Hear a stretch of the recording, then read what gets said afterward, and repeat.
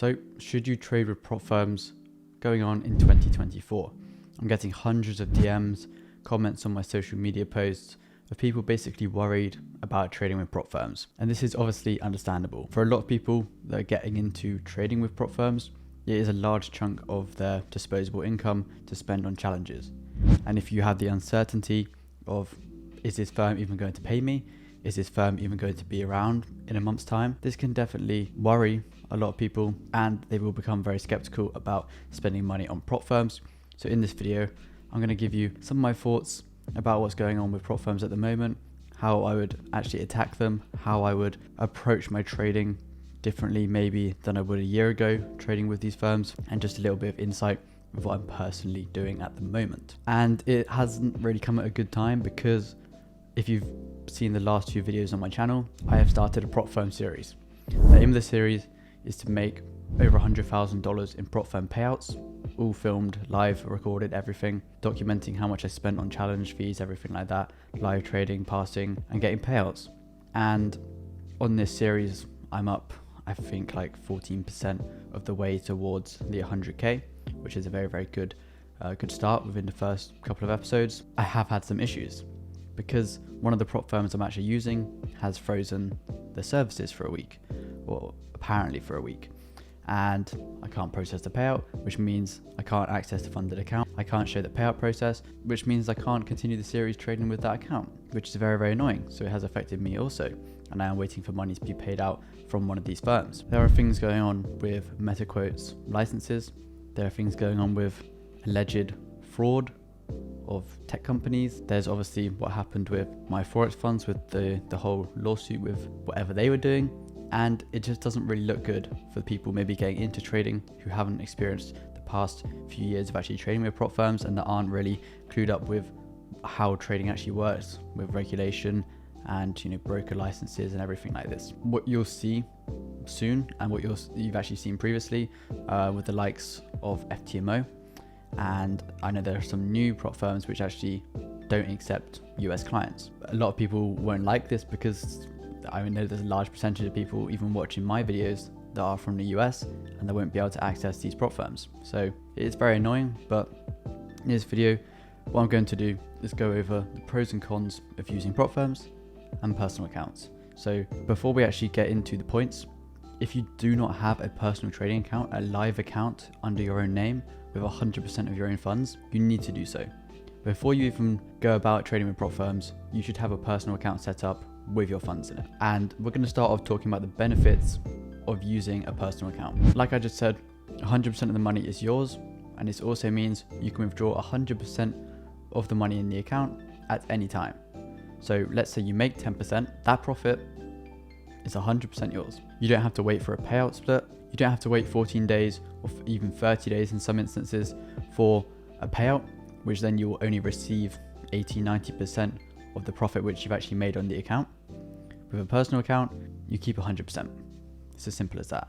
And also the benefit of using a personal account is that you can compound the account. It's not like a prop firm where you want to take out the money as quick as possible as soon as you make profit. It's not the case with a personal account. You want to continue growing it. And the main benefit is you know that the money is safe. I use FCA regulated brokers mainly because I want my money to be safe.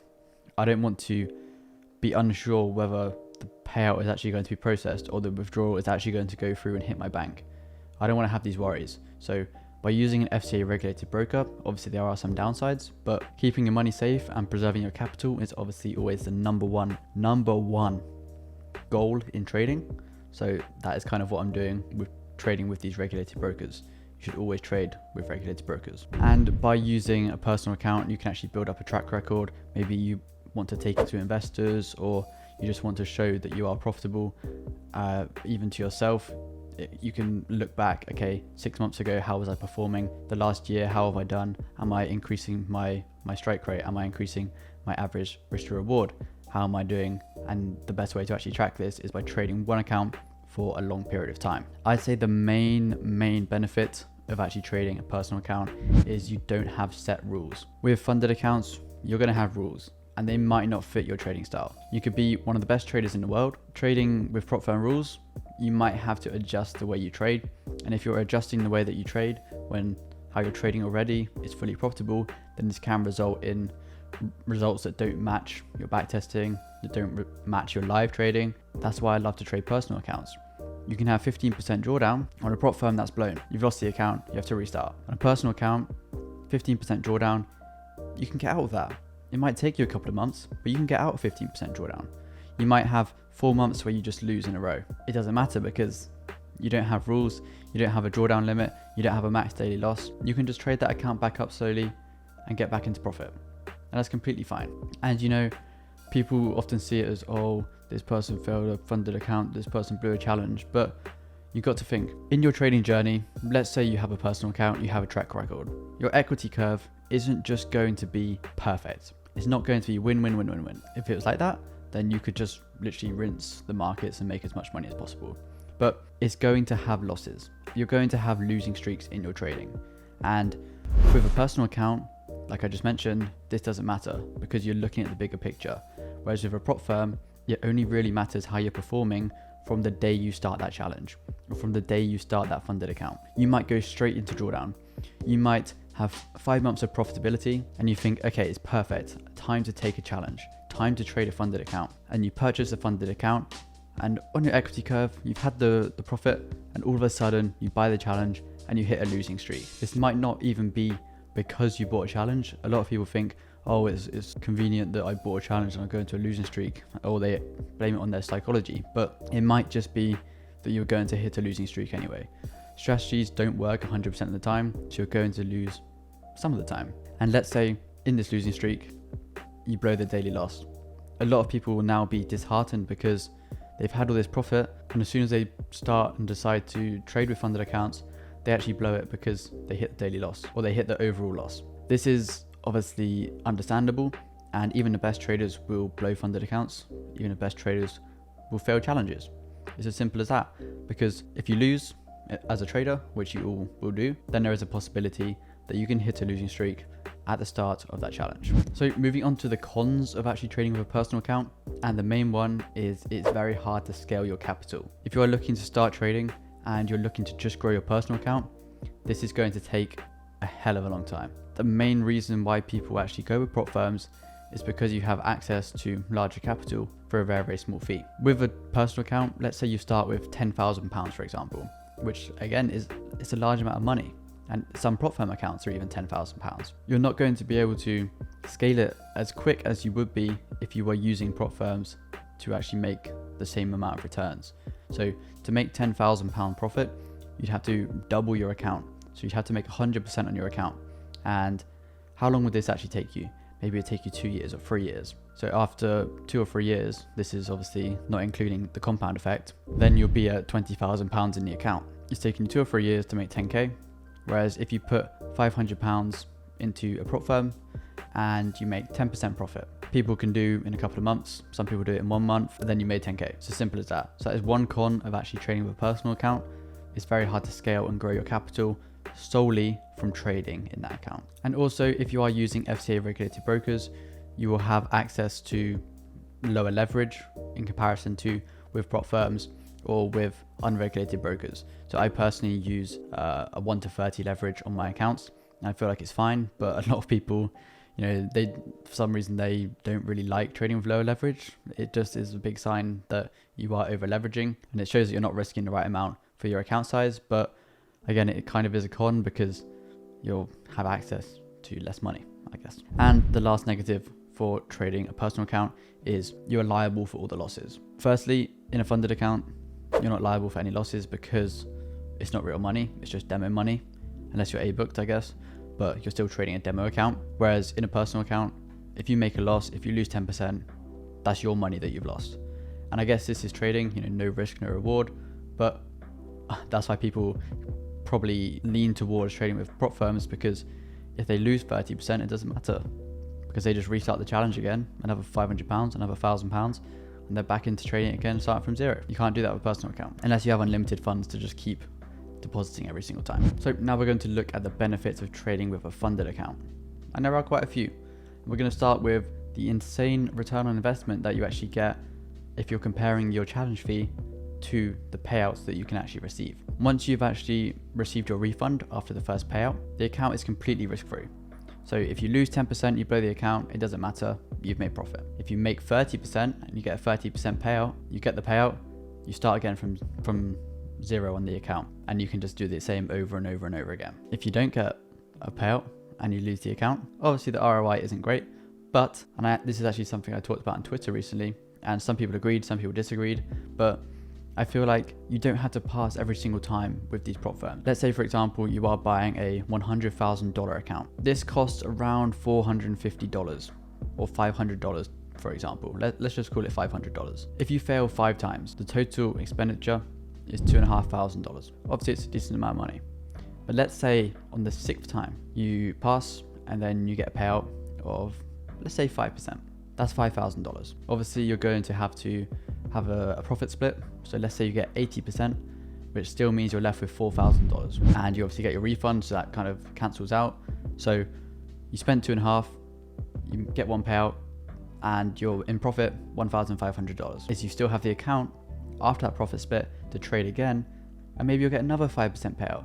But the point is, you can lose loads of accounts, you can pass one, get a payout, refund. That is a bonus of trading with funded accounts. If you do that though, and you just try and blow 10, 20, 30 accounts, I've even seen recently someone in 1 month failed 112 challenges with one firm, which I think is quite ludicrous. These prop firms have to make money somehow, and they need those people that are going to continuously fail them to actually pay out the good traders. And the reason why everyone trades funded accounts, another benefit, is that you get access to large capital. And the main reason why I feel like even if you are trading a personal account consistently and you're profitable, that you should just trade with prop firms anyway, is because you can use the payouts to fund your personal account. Let's say you're even just using a trade copier. Your personal account trades is copied over to the funded account, then the funded profits are funneled back into the personal account. This will again boost your profits in both accounts because you're able to use your personal profits to scale your funded accounts, so you can buy more challenges. You can larger capital, so you actually receive larger payouts, and then you use the funded account payouts to either buy more challenges as well, or funnel back into your personal account to continuously grow that using the compound effect too. You don't want to compound funded accounts. You want to take your money out as soon as possible. If you take it out as soon as possible, put a percentage of that into your personal account. It's a very, very nice way to actually grow the personal account. And one of the benefits, which I mentioned previously as a con for the personal accounts, is you are not liable for any losses. Now let's go on to the cons of using a funded account. And I guess anyone can actually get funded, but prop firms might not suit your style. Let's say you are a scalper, for example. I've seen some people online, they'll enter 30, 40 trades in a day. Let's say you lose 5 trades, 10 trades, 20 of those trades in a row. You're going to blow the account. Unless you're using tiny risk, 50 trades in a day, 30 trades in a day even, whatever it is. Let's say you have slippage. Obviously with these scalpers, they use high lot sizes, small stop loss sizes, and that's just lining you up for some crazy slippage. This just wouldn't be ideal for you. Let's say you receive some slippage and you can lose a bit more than you were willing to lose, especially if you have 20 more trades to take that day, it won't be ideal. Let's say you're a swing trader and you only take a couple of trades a month, or every couple of months you enter a few trades.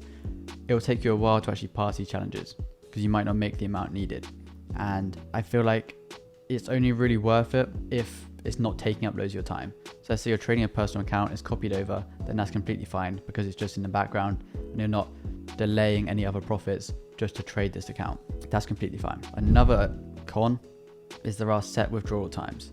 And I guess this is kind of acting like it is a normal job or like a full-time 9-to-5 job, because you are paid at certain times, maybe once a month or twice a month in some cases with prop firms. And I feel like if you make profit, you should just be able to withdraw it anyway. They only do it 2 weeks or a month so that you're encouraged to actually trade more on the account, and they're hoping that you actually lose the account and blow the profits in the account because you can't wait until the payout. This is completely the reason why they actually do it, and they'll only let you withdraw straight away if you are, you know, like a VIP member or whatever these firms actually call it nowadays. And you only really have access to 10% of the account balance. If you're trading a $100,000 account and the overall loss is minus 10%, you can only lose 10% of that account before it's blown. So you're only truly trading with 10% of the account balance. You're only truly trading with $10,000 because if you lose 10,000 and then the account's blown, you're not really trading with $100,000. So you're really risking 10% per trade. And the main con is risk of being denied payouts if you make a lot of profit. I've seen this a lot with people on Twitter. People will make a lot of profit, or they'll consistently be paid out by prop firms. Then all of a sudden there'll be a reason why this trader doesn't fit their trading style or doesn't fit their risk parameters. And the main reason for this is they don't want to pay you. They don't want to continue paying you because they don't want winning traders. It's as simple as that. Unless they're like an A-book firm, they don't care because they're making money from you anyway. But if they don't A-book you and you are a good trader, you're consistently getting payouts, or even you're getting large payouts, they're probably going to find a reason to not pay you. And I don't want this risk, especially with the uncertainty of prop firms. At the moment, who knows if you're actually going to get paid out. That's why I always go with firms that have good reputation, good reviews, and the ones I've used previously with good experiences. In conclusion, should you trade with prop firms in 2024? I think the answer is yes. But you need to be careful. I feel like you shouldn't put all your eggs in one basket. You shouldn't put all your money with one firm.